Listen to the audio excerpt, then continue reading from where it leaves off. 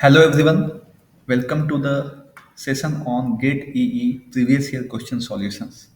Myself Jitendra Kumar, I am PMRF research scholar at IIT Bombay and I will be solving some problems from the power electronics section.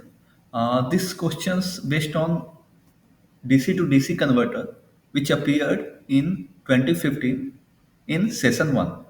So in this question, what we have to do, first we will read the question what they are saying that duty ratio of this chopper is zero point 0.4 if the inductor and capacitor are sufficiently large to ensure continuous inductor current and ripple free capacitor voltage, then we have to find the charging current of the battery under a steady state.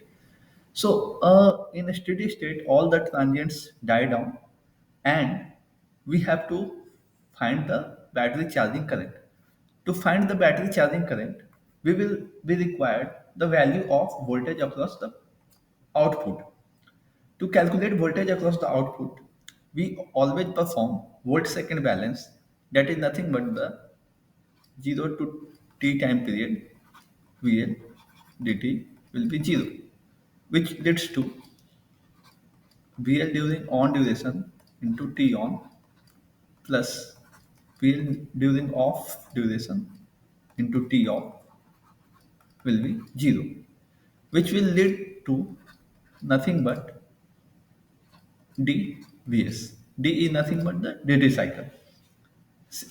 And you can also remember this formula if you are preparing for GATE. You should know that V naught is equal to dVs. You should remember it. It will be very handy in GATE exam.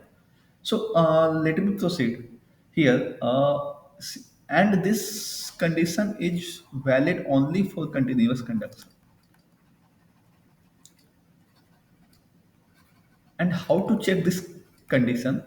If it is written that it is continuous inductor current and ripple free capacitor voltage, then this formula is valid for buck converter.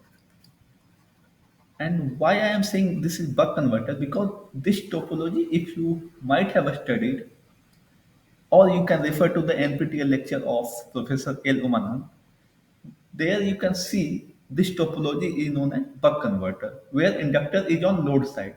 When inductor is on load side, it will be buck converter. Now, from this formula, we can calculate V naught is equal to zero point 0.4 is D and Vs is 20 volt. So it will be nothing but 8 volt. So our Vc or V naught will be 8 volt. Now, if we have to calculate charging current, battery charging current, battery will charge when current will flow. It will enters the positive terminal and it leaves to the negative terminal. So here it is battery charging current. So IC will be nothing but it is simply KVL, VC minus VB divided by 8 minus 5 by 3 is equal to 1 ampere. So here the answer would be 1 ampere. So this was the very easy question which appeared in 2015, and thank you for the attention.